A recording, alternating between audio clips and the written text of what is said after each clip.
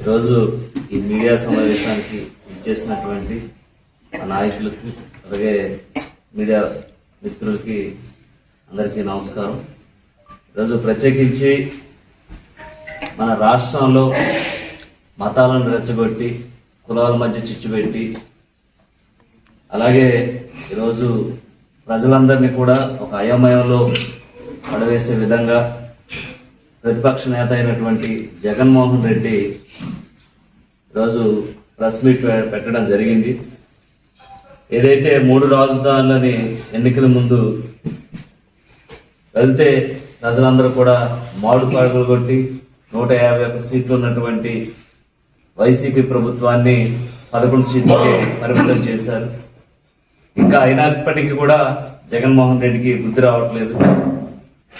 ఏదైతే అమరావతి రాజధానిగా కావాలని ప్రజలందరూ కోరుకున్న విధంగా ముఖ్యమంత్రి చంద్రబాబు నాయుడు గారు, పవన్ కళ్యాణ్ గారి సారథ్యంలో అమరావతి రాజధానిగా ఏకగ్రీవంగా తీర్మానం చేయడం జరిగింది.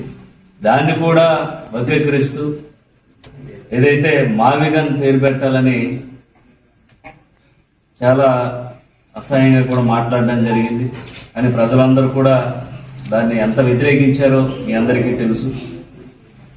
ఏదైతే 151 సీట్లు ఉన్నటువంటి ఒక పార్టీ ఈరోజు 11 సీట్లకే పరిమితమైంది. మళ్ళీ ఆ 11 సీట్లు కూడా పోయి 2029కి 1 సీటుతో ఆయన మిగలటం ఖాయం. అలాగే రాష్ట్రంలో రాజధాని అభివృద్ధి కోసం చంద్రబాబు నాయుడు గారు, ఉప ముఖ్యమంత్రి పవన్ కళ్యాణ్ గారు ప్రణాళికాబద్ధంగా ముందుకు వెళ్తున్నారు. పనులు కూడా ఇటు పోలవరం ప్రాజెక్టు సంబంధించి కానీ అమరావతి నిర్మాణ వ్యవస్థలో కానీ చాలా శరవేగంతో పనులు జరుగుతున్నాయి. అవి చూసి వరవలేనటువంటి జగన్ మోహన్ రెడ్డి అనేటువంటి వ్యక్తి ఈ విధంగా స్టేట్మెంట్లు ఇవ్వటం, అలాగే అది రాజధాని విషయంలో కడుపు మంటతో అనేక గొడవలు సృష్టించి మీరు చూసే ఉంటారు. పోలీసులపై కూడా దాడి చేసేటువంటి పరిస్థితి. అలాగే రాజధాని ఒకవేళ ఇచ్చినా సరే మళ్ళీ తీసివేస్తామని కూడా స్టేట్మెంట్లు ఇచ్చినటువంటి ఒక అసమర్థత జగన్ మోహన్ రెడ్డి. ఈరోజు వైసీపీ నాయకులందరూ కూడా ఒకటే చేస్తున్నారు. కులాల మధ్య, మతాల మధ్య, ప్రాంతాల మధ్య చిచ్చు పెట్టి కుల విద్వేషాలను రెచ్చగొట్టే విధంగా ఈరోజు చేస్తున్నారు. కానీ వాళ్ళ కుట్రను ఎప్పటికప్పుడు చంద్రబాబు నాయుడు గారు, పవన్ కళ్యాణ్ గారు తిప్పుకొడుతూ ప్రజలు మాకు అర్థమయ్యే విధంగా వారు తెలియజేస్తున్నారు. ప్రత్యేకించి ప్రజలందరికీ కూడా మేము ఒకటే తెలియజేస్తున్నాం. ఈరోజు కూటమి నేతృత్వంలో చట్ట ప్రకారంగా ప్రతి విషయంలో కూడా ముందుకు వెళ్ళడం జరుగుతుంది. ఏదైతే ఈ మహిళల్ని, ఆడబిడ్డల్ని, అలాగే మతాల మధ్య, కులాల మధ్య చిచ్చు పెట్టే వాళ్ళని ఖచ్చితంగా ప్రభుత్వం అయితే చట్టపరమైనటువంటి చర్యలు తీసుకుంటుంది. ఏదైతే పవన్ కళ్యాణ్ గారి మీద కానీ, చంద్రబాబు నాయుడు గారి మీద కానీ వ్యక్తిగత విషయాల గురించి, అలాగే ఆయన ఇష్టం వచ్చినట్టు మాట్లాడేటువంటి వ్యక్తులపై ఖచ్చితంగా చట్టపరమైనటువంటి చర్యలు తీసుకోవడం అయితే ప్రభుత్వం ఈ విషయంలో ఎక్కడా కూడా రాజీ పడకుండా ముందుకు వెళ్తుంది. ఎదుటివారిని కించపరిచి బూతులు మాట్లాడుతూ ఎదుటివారి ఇళ్ళ దూరి కూడా వారి స్త్రీల పట్ల అసభ్యంగా మాట్లాడే వారిని ఖచ్చితంగా ఎన్డీఏ కూటమి పార్టీ అయితే వదిలిపెట్టదు. ఈ జగన్మోహన్ రెడ్డి అనేటువంటి వ్యక్తి ఈరోజు ఎలా తయారయ్యాడంటే ఒక సైకోగా తయారై అతను చావులు ఏదైతే అతను దీనికి సంబంధించి చావులకు సంబంధించి ఆ చావులను కూడా ఇతను రాజకీయ పరంగా వాడుకునేటువంటి వ్యక్తిగా ఈరోజు శవ రాజకీయం చేస్తూ కూడా అతను ఏ విధంగా సైకోగా తయారయ్యాడో మీ అందరికీ తెలుసు. లైక్ గోదావరి జిల్లా అంటే చాలా ప్రశాంతమైనటువంటి జిల్లాగా మారుపేరు. ఇక్కడ కావాలనే మతాల మధ్య, కులాల మధ్య చిచ్చుపెట్టి ఇబ్బంది పెట్టాలనే జగన్ మోహన్ రెడ్డి ఆలోచిస్తున్నాడు. ఖచ్చితంగా ఈరోజు ఏదైతే ప్రభుత్వం మీద చెడ్డ పేరు తీసుకురావాలని చూస్తున్నటువంటి జగన్మోహన్ రెడ్డికి ఖచ్చితంగా ప్రభుత్వం నుంచి అయితే చర్యలు తీసుకోవడం తప్పదు. అలాగే ఏదైతే జగన్మోహన్ రెడ్డి పార్టీలో ఉన్నటువంటి వ్యక్తుల గురించి కానీ మాట్లాడేటువంటి ఎవరైతే ఉన్నారో వారి గురించి కానీ మేము ఒకటే హెచ్చరిస్తున్నాం. ఈరోజు పవన్ కళ్యాణ్ గారి గురించి కానీ చంద్రబాబు నాయుడు గారి గురించి కానీ ఎక్కడ అవాకులు సవాకులు పేరినా మేము మీ దగ్గరికి వచ్చి మీకు బుద్ధి చెప్పే విధంగా మేము ముందుకు వెళ్తామని మీకు ఈరోజు హెచ్చరిక జారీ చేస్తూ మరొకసారి ఈరోజు రాష్ట్రం 2 ఏళ్లలో ఏ విధంగా అభివృద్ధి చెంది ఏ విధంగా ముందుకు వెళ్తున్నామో ప్రజలు చూస్తున్నారు. అలాగే ఈరోజు చంద్రబాబు నాయుడు గారు పవన్ కళ్యాణ్ గారి సారథ్యంలో కేంద్ర ప్రభుత్వం మోదీ గారి సహాయ సహకారాలతో అభివృద్ధి పదంలో మన రాష్ట్రం ముందుకు సాగుతుంది.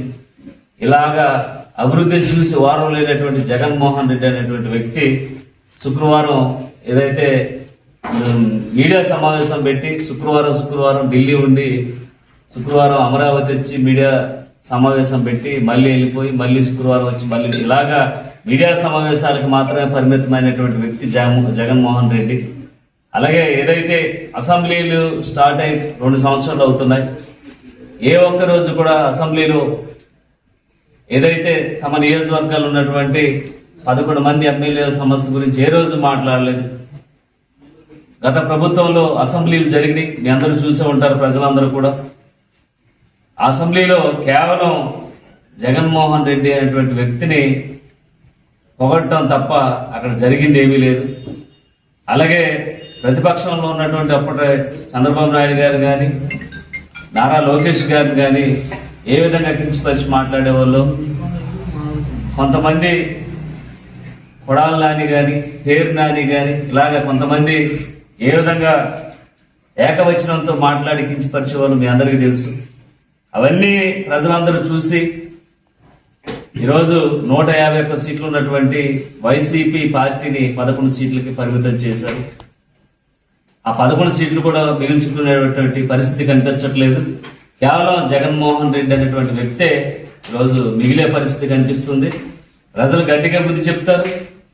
ఈరోజు కూటమి ప్రభుత్వం ఖచ్చితంగా ఈ చట్టాలపై పూర్తిగా తప్పు చేసినటువంటి వ్యక్తి కానీ మనం చూసే ఉంటారు. ఒక సిఐ నాగరాజు గారి విషయంలో ఎంత స్పీడ్గా యాక్షన్ తీసుకొని అతను అరెస్ట్ చేయడం కూడా జరిగింది.